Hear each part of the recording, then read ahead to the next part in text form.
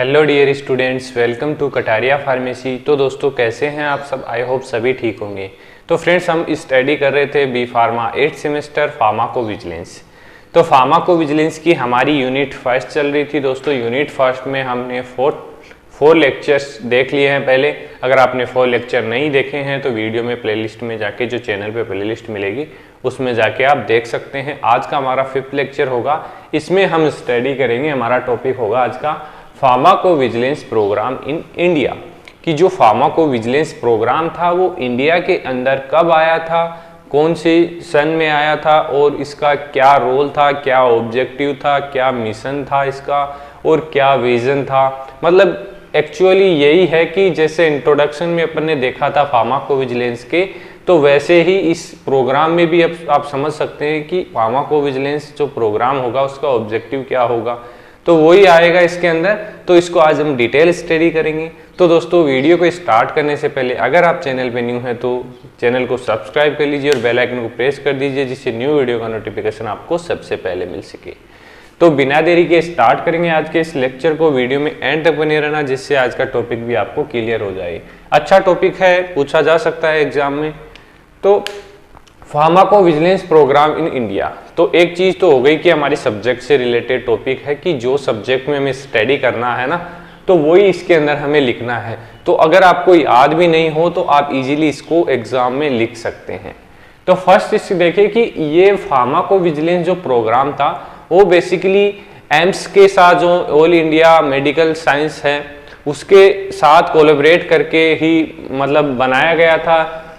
तो वही है इसके अंदर। इसमें क्या है, the pharmacovigilance programme of India, इसको शॉर्ट में PVPI हम बोल सकते हैं। PV का मतलब फार्माकोविजिलेंस और प्रोग्राम इन इंडिया। तो ये जो शॉर्ट फॉर्म आती हैं इनको आपको याद रखना है, क्योंकि ये भी एग्जाम से पूछी जाती है। Was started by the government of India on 14 July 2010।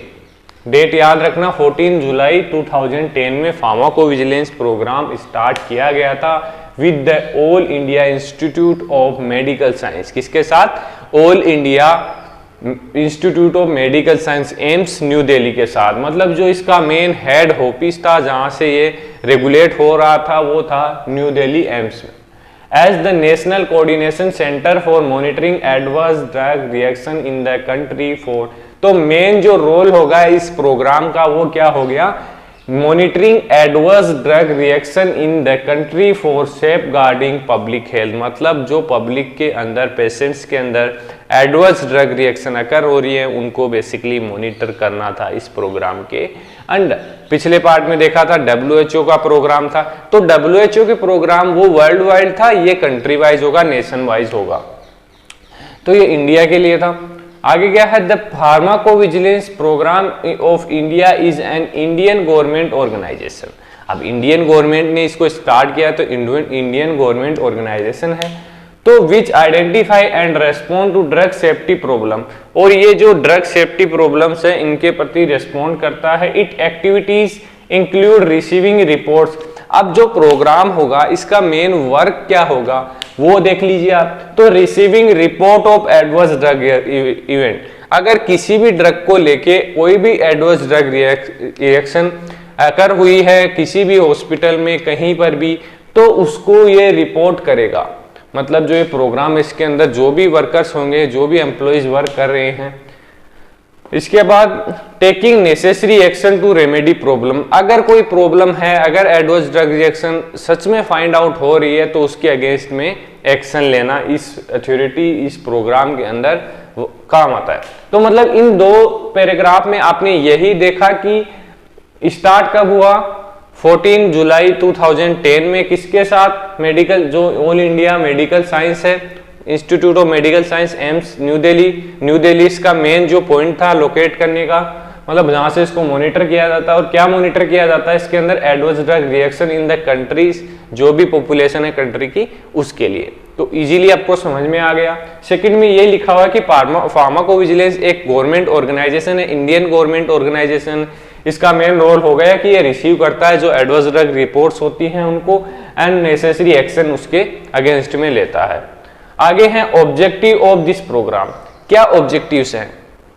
तो ऑब्जेक्टिव्स हम देख लेते हैं। ऑब्जेक्टिव्स हैं, फर्स्ट ऑब्जेक्टिव तो आप समझ सकते हैं कि एडवर्स ड्रग रिएक्शन को मॉनिटर करेगा पब्लिक के अंदर। To monitor ADR, ADR short form है एडवर्स ड्रग रिएक्शन, आप सभी को पता होगा, इन इंडियन पॉपुलेशन। बट क्योंकि बेसिकली हमारा नेशन मतलब इंडिया का प्रोग्राम है, तो इंडियन जो पॉपुलेशन है उसको ही मॉनिटर करेगा।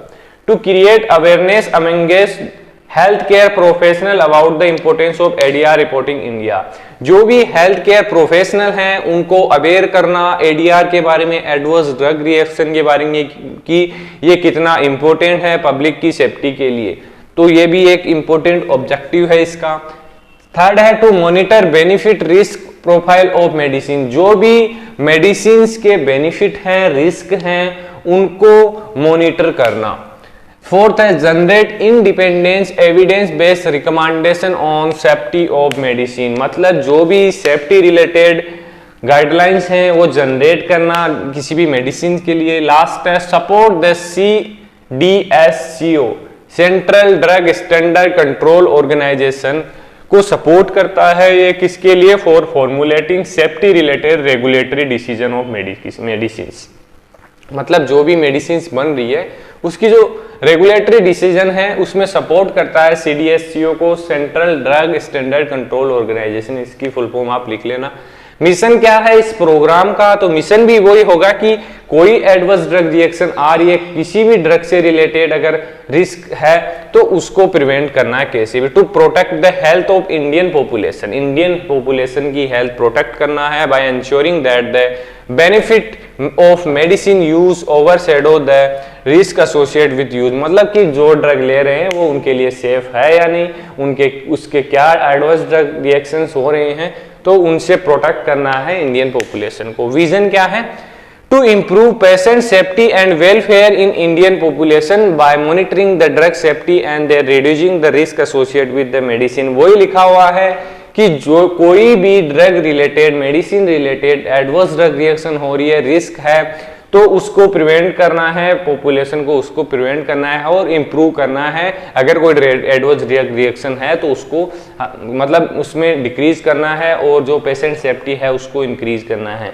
तो दोस्तों बहुत ही इजी टॉपिक था, समझने लायक टॉपिक था। अगर थोड़ा सा भी आपने इधर ध्यान लगाया होगा तो आपको ये टॉपिक कवर हो गया होगा।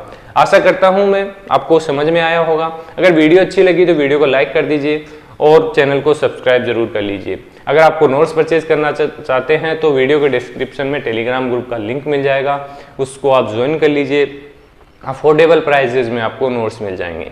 तो धन्यवाद दोस्तों, मिलते हैं नेक्स्ट वीडियो में।